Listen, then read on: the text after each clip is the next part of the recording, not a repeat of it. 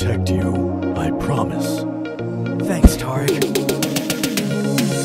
Hey Nidalee, Gems. Hey Jax, Gems. Hey Lulu, Gems, Gems, Gems, Gems, Gems, Gems.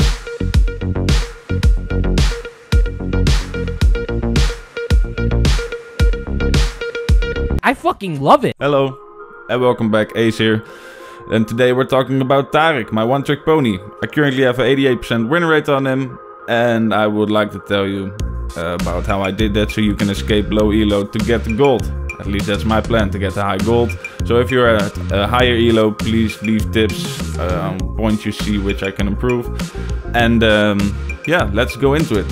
The reason why I think I can make this video is because I watch a lot of coaching videos, especially from Nice and Coach Curtis. You should check them out. A lot of coaching, a lot of laning concepts, and how to get to gold or escape your elo.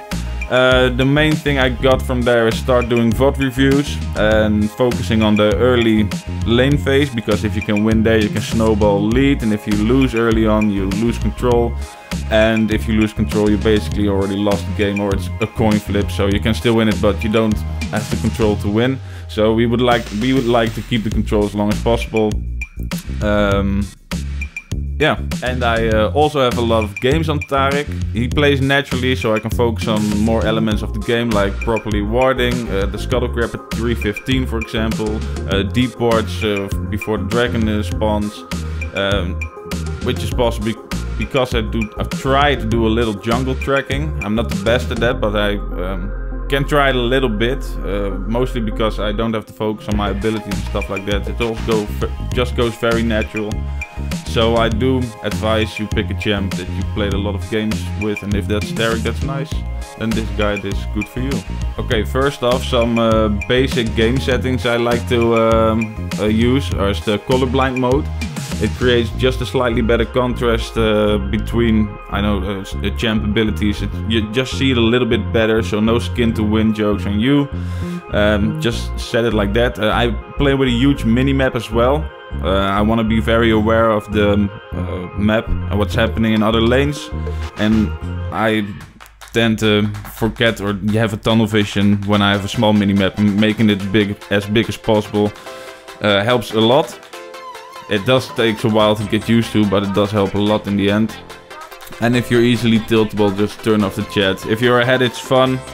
If you're behind, it's annoying, but either way, it's not productive, so you might as well just turn it off. Especially in low elo, I guess. So I'm not going over his kit too much. If you play Taric, you know about what he does with his passive bravado, some extra damage. You know about the heal, the W, the E stun, and the ult. The runes, I keep it basic with just Guardian, Shield Bash, Bone Plating, but Revitalize. Play that almost every game, basically every game. And just Presence of Mind as my secondary rune with Tenacity or Less Stand if they don't have a lot of CC. And then go for the attack speed, and I don't like the adaptive force. I usually go for some extra armor or magic resist. Okay, so the items, first off, I'm not really the expert on it, but I would like to explain my thought process building the items I built. So I always go for Frostfire because of the extra health, and it syncs well with the passive Q and your W, so it's not necessarily a bad item choice as well.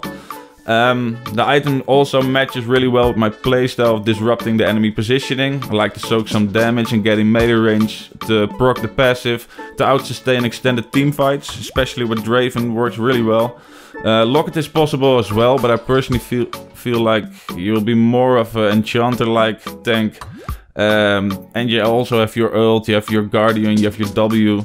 Locket would just be another team fight buff, which can help sometimes, but you will lose a lot of tankiness, threat, and some extra damage from Bamis. So that's the reason why I go for Frostfire.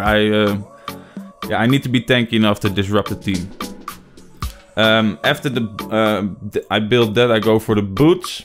So it depends on the enemy comp. I either go steel caps or mercenary threats.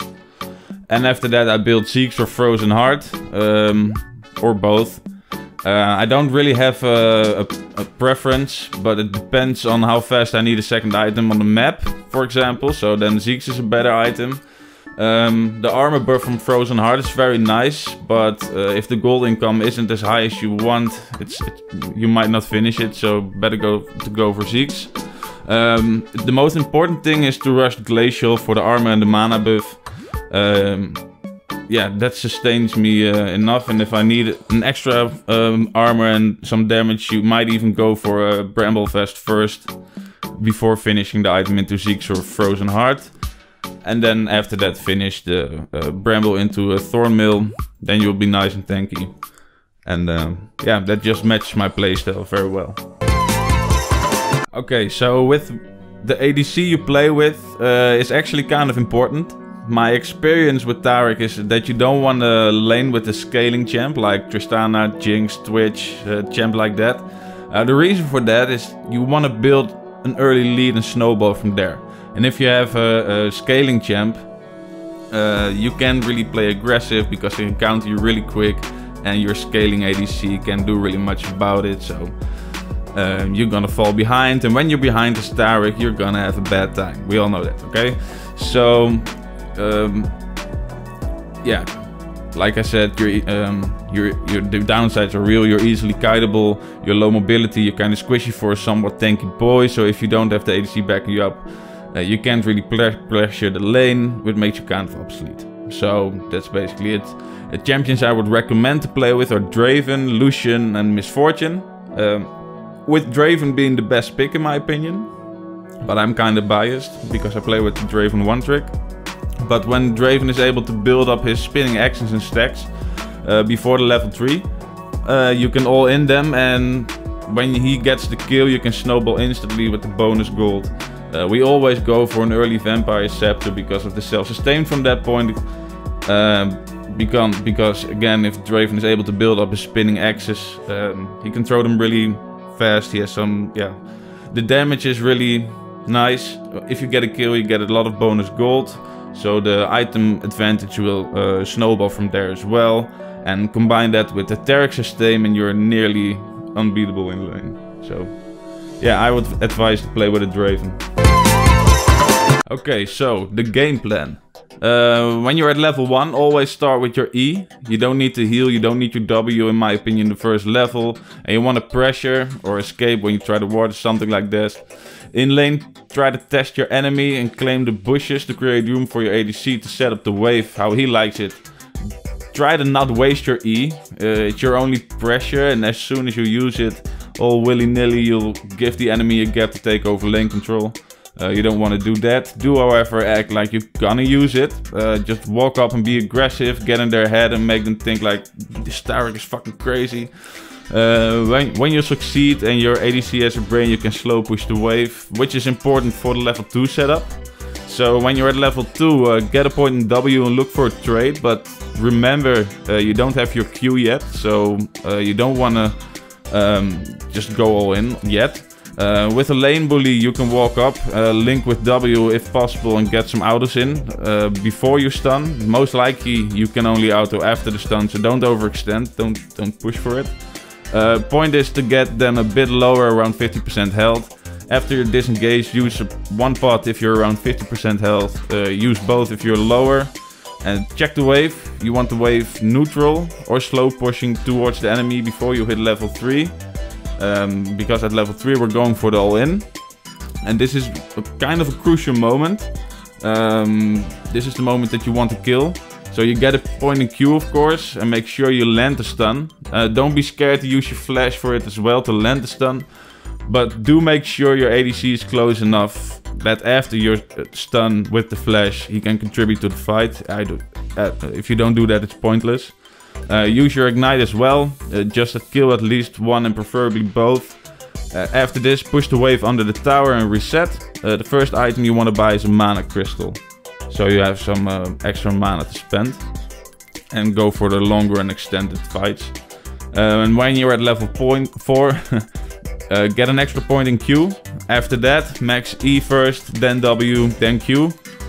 Keep slow pushing the wave and zone off the enemy. Look for trades to get them low, and when you push the wave under, you look for a tower dive. Just go for it. If you have to die in order for your ADC to get a double kill, you'll just smile and do it happily.